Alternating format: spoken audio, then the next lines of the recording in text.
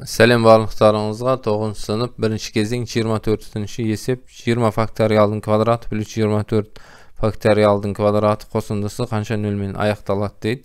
Лежандр формуласын колдансак, мына соңундагы нөлдөр санын табууга болот. 20 faktorialда 20 бөлүнгөн 5-тин бүтүн бөлүгүн алат экенбиз.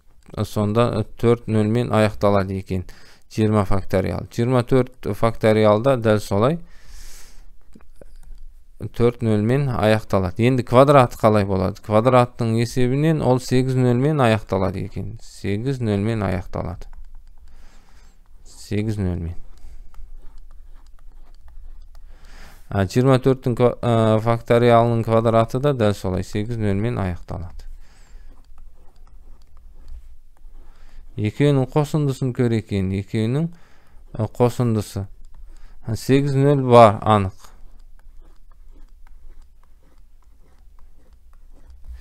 Ал мына жерде кездейсоқ, мысалға 4 пен 6 деген сияқты сонда сандар болып, мына жерлер 0-0 болып, 14-0 болып кетуі, ол ықтималдығы өте аз. Сондықтан 8 болады деп белгілей салсам болады. Тест болған кезде, тест емес болса, енді қалай шығарамыз, онда айтып кетейік. 20 faktorial дегеніміз ол 5-5-тен топтарға бөліп алайық. 1, 2, 3, 4, 5. Көбейту 6, 7, 8, 9, 10, 11, 12, 13, 14, 15, 16, 10, 17, 18, 19, 20. Осы жерден 5-ке еселік сандарды шығарып жібереміз. Жақшаның сыртына 5 бар, 10 бар, 15 бар, 20 бар. Ол соңдағы 0 деген ол 10-ға еселік деген сөз ғой. 10-ның қай дәрежесіне бөлінеді деген сөз. Ал 10 дегеніміз 2 көбейту 5. Сондықтан 5-терді бөлек шығарып жатырмыз. Мына жерде 1 соңғы цифрасына ешқандай әсер етпейді. 11 дегенде мына жерде 10-ға бөлгендегі қалдықты қарастырсақ болады. 11-дің орнына 1-ді қойып кетеміз. 12-ның орнына 2-ні, 13-дің орнына 3-ті қойып кете береді екенбіз. Өйткені нөлдерден алдыңғы бір цифраны табу үшін мына 2 таңбалы санды қарастырудың қажеті жоқ. Тек қана соңғы цифрасы қарастыру жеткілікті болады екен. Мысалға, мына 15-ті көбейту керек 2-ге. Соңғы цифра 0. Мына 3, мына жердегі 3, ол соңғы цифраға ешқандай әсер етпейді екен. Сонда мына 1-де әсер етпей тұр. 2-ні 5-ке көбейткен кезде 10 болып тұр, соңғы цифрасы 0 болды. Оның алдындағы 1-дің ешқандай мына жердегі цифраға әсер жоқ екен. Сондықтан мына жерде қазір 2, 3 деп жазам, сосын 4 жазам. 5-ті жақшаның сыртына шығарып жібердім. Мына жерде 6-ны жазам, сосын 7, 8, 9 жазам. 10-ды шығарып жібердік. Ал мына жерде 1, 2, 3 деп жаза салуға болады. 4 жазып қоямыз. 15 шығарып жібердік. Мына жерде 6, 7, 8, 9, 20-ны шығарып жібердік. Сонда мына жерден 5-тің 4 дәрежесі жақшаның сыртына шығарып жіберген сияқты. Көбейштерге жіктеп жібердік. 5 көбейту 2, 5 көбейту 3, 5 көбейту 4, мына жерде 5 көбейту 1. Сонда 1, 2, 3, 4 деген 4 faktorial қалады екен. Мына жерде. Енді қарайық. Көбейту бар. Көбейту. 2-ні 3-ке көбейтсем 6 болады. 6 көбейту 4. Мына жерде 6 тұр, 56 болды. Соңғы цифрасын ғана қарастырамыз. 6. 6-ны 9-ға көбейсек 54 болады. Соңғы цифрасы 4. 6 көбейту 4 болды. Мына жерде 1, 2, 3 ол 6 болды. 6 көбейту 4. Мына 6-ны жазам. Мына жерде тағы да 4 болады. Сонда барлық жақша 6 көбейту 4, 6 көбейту 4 болады екен. Енді мына жерде 20 faktorial деген ол жұп сан. Сондықтан мына жерде де жұп болатын анық. Мына жерде тақ цифра тұрмайды екен. Тақ цифра тұрмайды ол жерде. Мына жерге қарап тұрсақ та ол көрініп тұр. Барлығы соңғы цифрасы жұп екені көрініп тұр. Енді қарайық.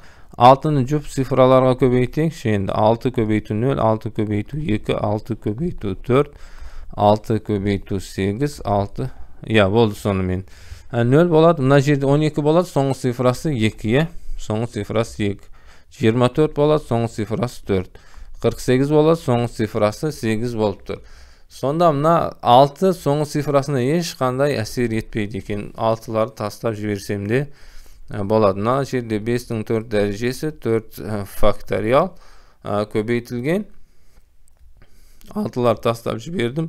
4-дің 4-ші дәрежесі болды. 5-дің 4 дәрежесі деп жазам. 4-дің 4 дәрежесін 2-ның 4 дәрежесі және 2-ның 4 дәрежесі де бөлек жазып қоям. Мына жер сонда 10-ның 4 дәрежесі болды. Мына соңындағы 4 0. Мына соңындағы тұрған 4 0-ді білдіреді екен. 10-ның 4 дәрежесі. Тағы бұл жерде не бар? 2-ның 4-ші дәрежесі бар және 4 факториал бар. Мына 10-ның 4 дәрежесі соңында тұрған мына 0-ден алдыңғы цифрға әсер етпейді. Сонда мына жерде 2-ның 4 дәрежесі 4 факториал деген жері қалды. Сонымен осыны есептеп жіберсек болады енді. 2-ның 4 дәрежесі 16, 4 факториал 24. 6-ны 4-ке көбейтсек 24 болады. Соңғы цифрасы мына жерде. Соңғы цифра не болады екен? 4-пен аяқталады екен.